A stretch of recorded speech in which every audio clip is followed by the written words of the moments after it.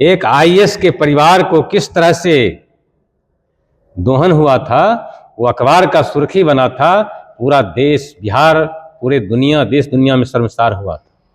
उसको पूछिए कि माय बहन योजना को जब अपने माता बहन को, अपने घर में बेटी को जब वो सम्मान नहीं दे सका, बिहार की बेटी को सम्मान दे सकता है? ये लालू राबड़ी जी का बाल बच्चा है। और लालू राबड़ी के राज में जंगल राज आया था। जी नमस्कार, मैं साकेत कुमार अपनो भारत टाइम्स देखना शुरू कर चुके हैं। आज देखिए, मुख्यमंत्री नीतीश कुमार ने पटना के ऐतिहासिक गांधी मैदान में 10वीं बार शपथ लिया। प्रधानमंत्री नरेंद्र मोदी के साथ तमाम बीजेपी के दिग्गज नेता पहुंचे। एनडीए शासित प्रदेशों से तमाम मेहमान यहां पर आए और बड़े भव्य तरीके से यह शपथ समारोह हुआ। हमारे साथ बातचीत करने के लिए आज सुरेंद्र मेहता है। पिछले टर्म में भी मंत्री थे, एक बार फिर से भारतीय जनता पार्टी के साथ एनडीए ने इनके ऊपर भरोसा जताया है। सुरेंद्र जी, बहुत बहुत धन्यवाद और बहुत बहुत शुभकामनाएं। आपको एक बार फिर से मंत्री पद मिला है, कैसे देख रहे हैं? पिछले बार भी मंत्री थे, इस बार फिर से भारतीय जनता पार्टी ने आप पर भरोसा जताया है, कैसे कामकाज होगा आगे का? देखिए, बिहार की जनता ने एनडीए को प्रचंड बहुमत देकर जी विकास पर भरोसा जताया और बिहार की जनता की 2025 के विधानसभा के चुनाव को जी इसके मद्देनजर बिहार की जनता ने फैसला किया कि हमको जंगल राज नहीं चाहिए, हमको विकास चाहिए। जी और उन्हें जंगल राज को खारिज किया, अराजकता को खारिज किया। बिहार के अंदर जो परिस्थिति बना हुआ था, अगर विपक्ष इस मोड़ पर था, अगर वो आता तो निश्चित रूप से जंगल राज पार्ट 2 फिर आ जाता। जनता उसको खारिज कर दिया है। जनता को चाहिए विकास, और जनता विकास के रास्ते को अपना करके ये साबित कर दिया कि हमको बिहार में अब वो चरवाहा विद्यालय नहीं चाहिए, हमको मेडिकल कॉलेज चाहिए, इंजीनियरिंग कॉलेज चाहिए। तो इस तरह से उस खारिज कर दिया है विपक्ष के इरादे को बिहार की जनता ने। तो बिहार की जनता को हम धन्यवाद देना चाहेंगे और बिहार की जनता धन्यवाद के पात्र है कि इस देश के माननीय प्रधानमंत्री आदरणीय श्री नरेंद्र मोदी जी और बिहार के माननीय मुख्यमंत्री आदरणीय श्री नीतीश कुमार जी पर भरोसा जताया है। निश्चित रूप से आने वाला दिन जो होगा, बिहार का स्वर्णिम दिन होगा। एनडीए के नेतृत्व में विकसित बिहार बनेगा। आपने जंगल राज पार्ट 2 की बात की, लेकिन जिस तरीके से महागठबंधन के तमाम नेता तेजस्वी यादव भी दावा कर रहे थे कि बिहार में महागठबंधन की एक पूर्ण बहुमत के साथ सरकार बनने वाली है, हालांकि सरकार नहीं बनी, एनडीए की प्रचंड जीत हुई है, लेकिन किस तरीके से देखते हैं जो मुद्दे लगातार तेजस्वी यादव के द्वारा उठाए जा रहे थे? सुशासन पर सवाल हो रहा था, जंगल राज पर सवाल हो रहा था, आपके जो नीतीश कुमार का कार्यकाल है उसको जंगल राज कहा जा रहा था। क्या आने वाले दिनों में भी अब इन मुद्दों को विपक्ष उठाएगी या अब उसका जवाब मिल चुका है? देखिए, ये तो साबित हो गया और बिहार की जनता को ये पता है कि ये बाल बच्चा किसका है। ये लालू राबड़ी जी का बाल बच्चा है। और लालू राबड़ी के राज में जंगल राज आया था। उसी जंगल राज में शिल्पी गौतम का कांड मालूम होगा, इतिहास बन गया, चर्चा हुआ था कि शिल्पी गौतम का कांड लालू राबड़ी के राज में हुआ। एक आईएएस के परिवार को किस तरह से दोहन हुआ था, वो अखबार का सुर्खी बना था। पूरा देश, बिहार, पूरे दुनिया, देश दुनिया में शर्मसार हुआ था। तो उस जंगल राज को जनता देखा है। और सबसे ज़्यादा तज्जुब की बात ये है, आप लोग भी हो सकता है कुछ जंगल राज के ज़माने को आप देखे होंगे या नहीं, वो तो अलग बात है उम्र के हिसाब से, लेकिन हम लोग देखें और कम से कम इतना तो आप जरूर देखे होंगे उस गंगाजल फिल्म को। गंगाजल फिल्म जो बना है, उस जंगल राज के, लालू जी और राबड़ी राज के सही चरित्र को, सही चित्र को रख दिया है। तो उस जंगल राज में वो फिल्म गंगाजल फिल्म किसके नाम से? लालू जी के रिश्तेदार के नाम से, उसी के रिश्तेदार के नाम से वो फिल्म बना। और उसका डायरेक्टर, जो लेखक, जो लिखा है, उसको धन्यवाद दीजिए। सही तस्वीर को उठा करके रख दिया और कोई माय का लाल उस पर उंगली नहीं उठा सका कि ये गलत है। अगर गलत होता तो मुकदमा हो जाता। जी बिल्कुल, प्रकाश जी बिहार से ही है। तब देख लीजिए, जंगल राज में वो गंगा जल फिल्म बना। इसलिए जनता को पता था और युवा समुदाय, युवा पीढ़ी उस गंगा जल को फिल्म को बराबर देखता था।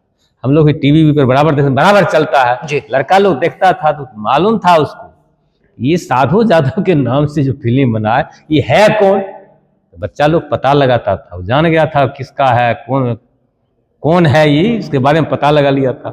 तो युवा पीढ़ी भी पूरे मुस्तैदी के साथ उसके खिलाफ खड़ा रहा और बिहार की जनता सहमी हुई थी कि अगर इसको हम फिर से वोट देंगे तो फिर जंगल राज आएगा, इसलिए खारिज कर दिया। जनता कहा कि अब अमन शांति चाहिए, हमको पढ़ाई लिखाई के लिए स्कूल कॉलेज चाहिए, जो एनडीए के नेतृत्व में हुआ, एनडीए के राज। मंत्री जी, इस बार जो एनडीए को प्रचंड जीत मिली है, इस बार के कार्यकाल में क्या कुछ बड़े काम होंगे? देखिए, ये जान लीजिए, नीतीश कुमार जी के राज में, एनडीए के राज में बहुत सारा काम बचा हुआ।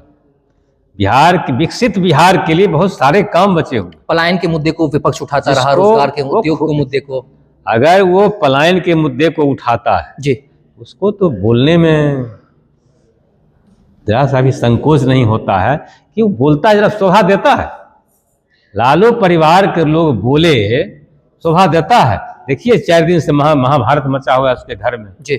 वो आदमी, उसका है वो बड़ा पोस्टर देखे थे, होर्डिंग लगाया था शहर में, गांव में, माई बहन सम्मान योजना बिल्कुल है लगाया था। उसको पूछिए कि माई बहन योजना को जब अपने माता बहन को, अपने घर में बेटी को जब वो सम्मान नहीं दे सका, बिहार की बेटी को सम्मान दे सकता है? नहीं दे सकता। इसलिए वो तो यहो साबित कर दिया। वो 1 सप्ताह भी नहीं हुआ, उसके घर में साबित हो गया कि झूठ कह रहा था माई बहन सम्मान योजना। इसके परिवार में जो कोहराम मचा, साबित हो गया कि ये माई बहन सम्मान योजना की बात कभी नहीं कर सकता है। कहे न, चाल चरित्र को देखा जाता है। जिसके राज में तुम कहाँ था जब शिल्पी गौतम कांड हुआ था? और उस लड़का को, जो तेजस्वी यादव है, जो नेता बनता है, उसको कहना चाहते हैं जरा इतिहास उल्टा के देखो नहीं यार। तुम नहीं देखा गंगा जल फिल्म? तुमको नहीं पता है शिल्पी गौतम कांड? तुमको नहीं पता है वो आईएएस के परिवार के साथ क्या सब हुआ? तुमको नहीं पता है? पता अगर है तो तुमको शर्म आनी चाहिए बोलने में। बेवजह बोलता चला जाता है। इसलिए जनता को पता था, जनता उसको खारिज कर दिया है और जान लीजिए आने वाले दिनों में भी इसको होश नहीं होगा। अच्छा, पिछले कार्यकाल में आपको जो मंत्री बनाया गया वो खेल विभाग का मंत्री बनाया गया था, क्या इस बार भी खेल विभाग के मंत्री बन रहे हैं? और अगर बनते हैं तो इस बार क्या कुछ काम होंगे उसमें? आला कमान के हाथ में है। लेकिन पिछली बार जिस तरीके से आपने खेल विभाग को संभाला, हाई कमान जो तय करेगा, जो विभाग सौंपेगा, उसमें हम ईमानदारी पूर्वक, तो इच्छा वही होगी ना कि खेल मंत्री बने। हम निष्ठापूर्वक काम किए हैं। हमारे जीवन का ये चरित्र रहा है कि हम हर चीज पर अपने ईमानदारी और निष्ठा से काम किया है। तो पिछले दिनों जो हमको जो विभाग मिला, तो बिहार सरकार ने नारा दिया कि खेल को हम गांव-गांव तक ले जाएंगे। बिहार सरकार ने फैसला किया कि हम हर पंचायत में खेल का मैदान बनाएंगे। तो अभी के तारीख में 7,500 पंचायत में खेल के मैदान बनाए जा चुके। जहाँ जहाँ जमीन उपलब्ध हुआ, हर प्रखंड में एक आउटडोर स्टेडियम बना। जहाँ जमीन उपलब्ध हुआ, हर जिला में एक इंडोर स्टेडियम का निर्माण हुआ। और जान लीजिए बिहार में कभी अंतर्राष्ट्रीय स्तर के खेल नहीं हुआ। बिल्कुल, राजगीर में तो बिहार सरकार के माननीय मुख्यमंत्री के नेतृत्व में राजगीर में खेल विश्वविद्यालय का गठन हुआ। ये पटना में जो स्टेडियम है उसका क्या होगा इस बार? देखिए, पटना में जो स्टेडियम है, देखिए रहे हैं, बराबर खेल हुआ होता है। तो खेल के विकास में बिहार सरकार ने अपना पूरा ताकत लगाया। ये मोइनुल हक स्टेडियम जर्जर अवस्था में था, सरकार उसको बीसीसीआई को दे दिया है। बीसीसीआई बहुत बड़ा स्टेडियम, अंतर्राष्ट्रीय स्तर का वो बड़ा स्टेडियम बनने के लिए जा रहा है।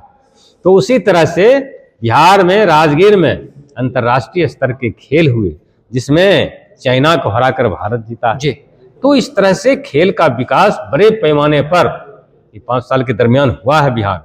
और आने वाले दिनों में भी बिहार सरकार का एक ही अभियान है, सपना है कि हम बिहार को खेल के क्षेत्र में दुनिया के मानचित्र पर रखने का काम करेंगे। तो निश्चित रूप से आने वाले दिनों में खेल के क्षेत्र में बिहार दुनिया के मानचित्र पर आगे होगा। इसी कल्पना के साथ हम सब लोग मिल करके काम करेंगे। हम सब लोग मिल करके मुस्तैदी के साथ ये विकसित बिहार बनाने के लिए काम करेंगे। बहुत बहुत धन्यवाद। देखिए हमारे साथ बातचीत करने के लिए सुरेंद्र मेहता जी है। पिछले टर्म में इनको खेल मंत्री बनाया गया था और इन्होंने जिस तरीके से खेल को आगे बढ़ाया, इस बार फिर से उन्होंने कहा है कि जो भी हमको दायित्व मिलेगा उसको पूरी तरीके से निर्वहन करेंगे। और इसी के साथ एनडीए की प्रचंड जीत के साथ मुख्यमंत्री नीतीश कुमार ने आज 10वीं बार शपथ लिया है। इसी के साथ 26 और मंत्रियों ने भी शपथ लिया है। फिलहाल इस खबर में इतना ही। नवभारत टाइम्स के साथ बने रहें। पटना से साकेत कुमार।